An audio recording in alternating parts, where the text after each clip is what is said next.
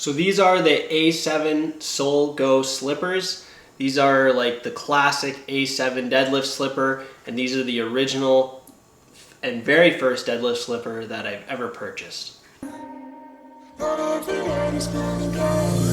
Yeah, when I blow up, I'ma soar high like Peter Pan. In real life, be living out my dreams. If I'm waking up, it's in a foreign land. Hello and welcome to this video. If you guys are new to this channel, make sure to hit that subscribe button. My goal is to transform 1,000 lives through natural fitness and strength training. You guys can also find me on Instagram and TikTok at JaredJamesFit, and that's where I upload a lot of my short form content.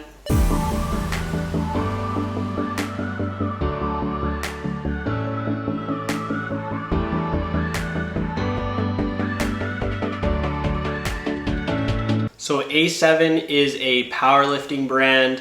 I want to start off this video by saying that I am not affiliated by them. I'm not sponsored or anything like that. So the price of these slippers right now are $42 plus shipping, which is $28. So that brings these babies to about $70. So these would be considered the thinnest slipper that I have ever tried in my entire life. They are very, very thin. Extremely thin, like paper. So I've had these for a few years now.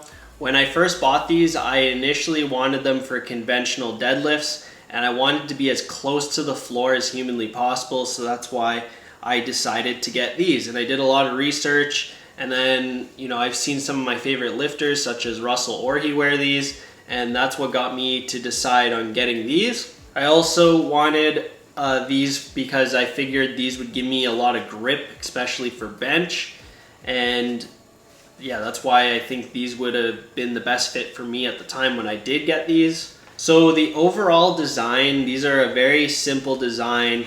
They just have the one strap here that you can adjust to get it tighter on your foot. They're very simple, thin, there's not really much to them. The sole itself is actually, you know, stitched on, which is pretty nice. It's not like glued on or anything like that. So that's why these have held up for a few years now, and they seem to be still holding up very well.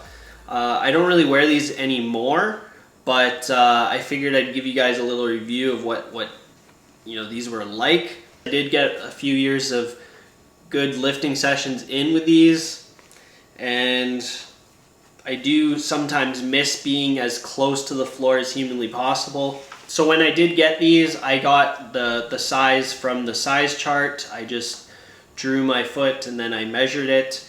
So there wasn't anything complicated with that. And I just went true to size. So in terms of build and durability, I would say these are like, I don't know, they're kind of like wearing a sock with a strap on it, with a sole at the bottom. The overall construction, there's like a synthetic leather or of some sort on the front. You can see it's having a little bit of wear there on the toe, but nothing serious. There's this so that you could pull your foot into the shoe easier. That's about it. So there's not a lot of construction that goes into it. The main thing that I was pointing out earlier is that the sole is sewed on, so that's nice. And they put like little details at the bottom, but that's about it. These provided a lot of grip, so I find for bench press it gave me more than enough grip to grip the carpet or the floor, so I had no grip issues with these. The sole, like I said, is very, very thin. It's a 3mm sole. So very, very thin. It's going to get you as close to the floor as possible while still having a sole. There's a insole that comes inside of these. So when I first got them, I took them out to get them as thin as possible. Okay, so let's go over the pros and cons of these slippers. The pro of this slipper is you can be as close to the floor as possible while still wearing some kind of sole slipper, so that you can be IPF approved and you can compete in powerlifting meets. So that's a really big pro. The grip on these were really, really good, very, very grippy. I had no slippage at all, and that's the main two pros. It's very lightweight, and yeah, those are the main 3 pros of this slipper. So we'll start off with the first con. The con of these is if you are doing sumo deadlift, your foot is gonna slide over because there's no support coming from the slipper, and if you are pulling sumo, you're not gonna get your foot fully on the soles, so your foot is gonna like dump over the slipper, if that makes sense. So your foot's gonna dump over the slipper. So I didn't really like that, but when I did buy these, like I said, it was for the intent of conventional deadlifts and bench pressing.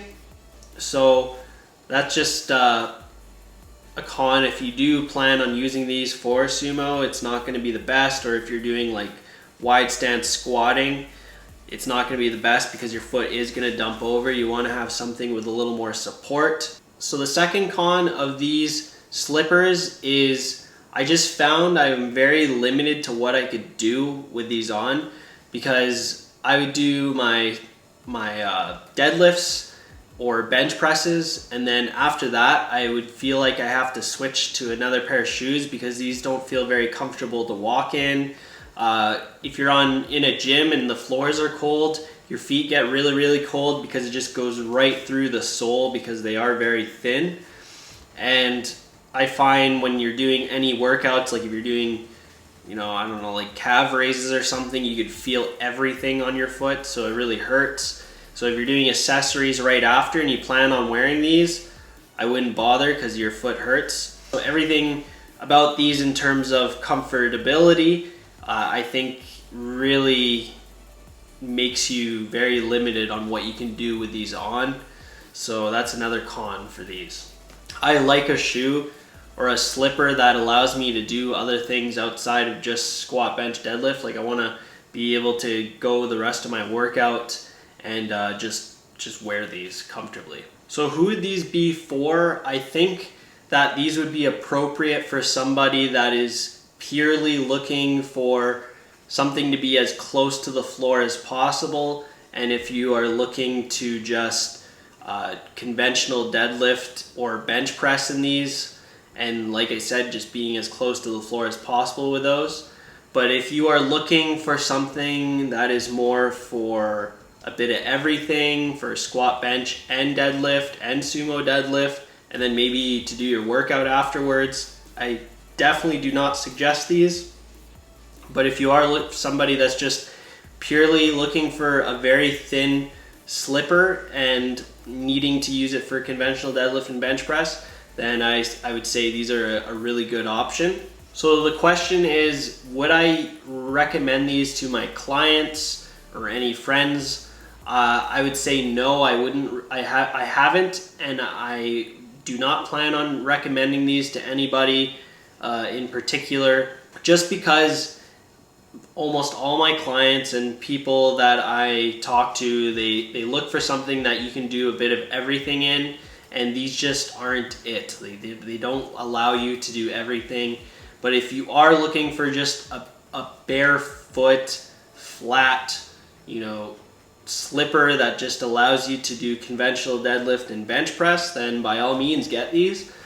But for a well-rounded, all-around slipper, I would say there's a lot more options that are out there right now that can do a bit of everything. So if you guys made it to the end of this video, thanks for watching. It really means a lot.